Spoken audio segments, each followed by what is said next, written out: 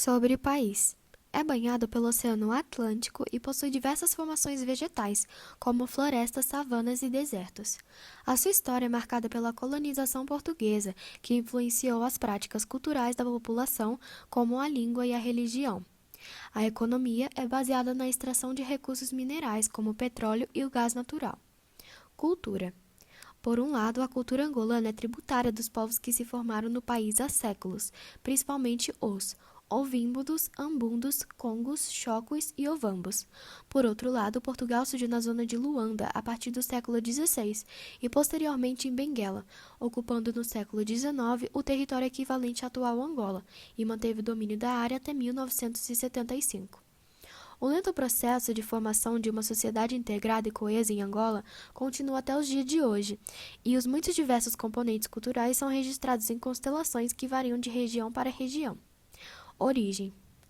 O território do atual estado angolano é habitado desde o Paleolítico Superior, como indica a presença dos numerosos vestígios desses povos recolectores, nos quais se deve salientar a existência de numerosas pinturas rupestres que se espalham ao longo do território.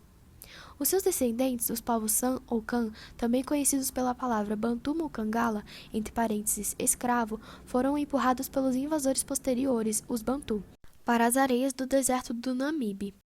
Em vagas sucessivas, os povos Bantu começaram a alcançar alguma estabilização e a dominar novas técnicas como a metalúrgica, a cerâmica e a agricultura, criando-se a partir de então as primeiras comunidades agrícolas. Esse processo de fixação vai até os nossos dias, como é o caso dos Chocos, que em pleno século XX se espalhou pelas terras dos povos designados como Ganguela. Fase de estruturação dos grupos étnicos e a consequente formação de reinos, que teriam começado a ficar autônomos, decorreu sobretudo até o século XIII. Os reinos surgem da efetivação de um poder centralizado num chefe de linhagem, entre parênteses Mani, palavra de origem bantu, que ganhou o respeito da comunidade com seu prestígio e poder econômico. Dom João II, desde que subir ao trono, mostrara ardente e decidido empenho em levar a cabo dois grandiosos projetos, cuja realização, glorificando o seu reinado, alongaria extraordinariamente os domínios portugueses além-mar.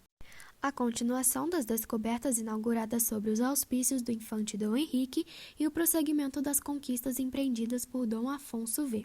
Neste propósito, Diogo Cão partiu de Lisboa com duas caravelas no final de 1482, acompanhado do notável cosmógrafo Martim Berren, autor do afamado Globo de Nuremberg. Entre 1605 e 1641, ocorreram grandes campanhas militares dos colonizadores com o objetivo de conquistar as terras do interior e plantar o domínio político do território. Os chefes Gola resistiram e, graças sobretudo à liderança da rainha Dinga Mamdi, 1581 a 1663, que tinha grande habilidade política, o poder foi mantido com o reino dos Gola por mais algumas décadas. Em 1617, Manuel Cerveira Pereira deslocou-se ao litoral sul, subjugou os sobas, entre parênteses reis, dos povos Mundombe e Ranha e fundou o reino de Benguela, onde, tal como Luanda, passou a funcionar uma pequena administração colonial.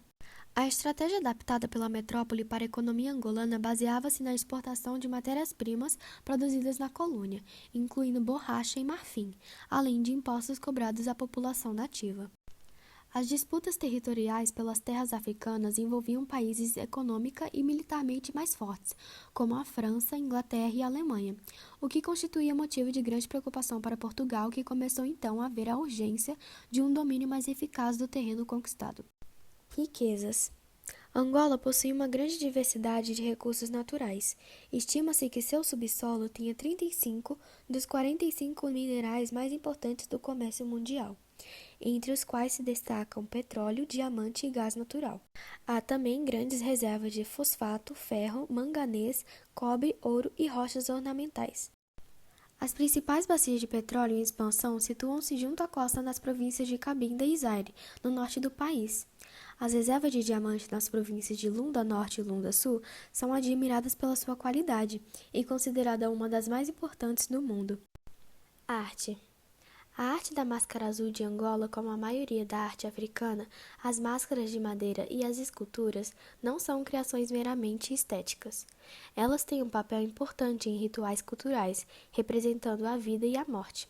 a passagem da infância à vida adulta, a celebração de uma nova colheita e o começo da estação da caça.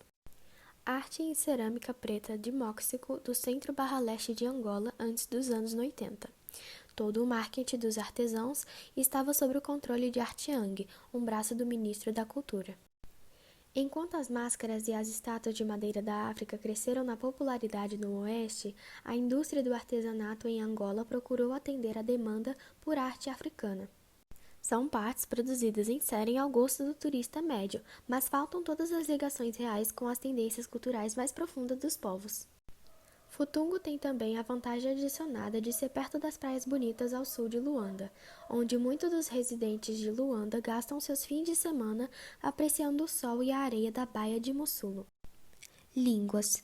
O português é a única língua oficial de Angola. A língua com mais falantes em Angola depois do português é o Umbundo, falado na região centro-sul e em muitos meios urbanos.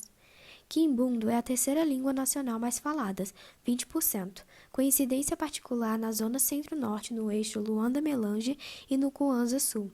É uma língua com grande relevância, por ser língua da capital e do antigo reino dos Gola. Foi essa língua que deu muitos vocabulários à língua portuguesa e vice-versa. Tem se sobreposto a outras da Zona Leste e é, sem dúvida, a que teve maior expansão pelo território da atual Angola. Kuanyama, Nheca e Munda são outras línguas de origem bantu faladas em Angola. No sul de Angola ainda são faladas outras línguas do grupo Khoisan, faladas pelos San, também chamados bosquimanos.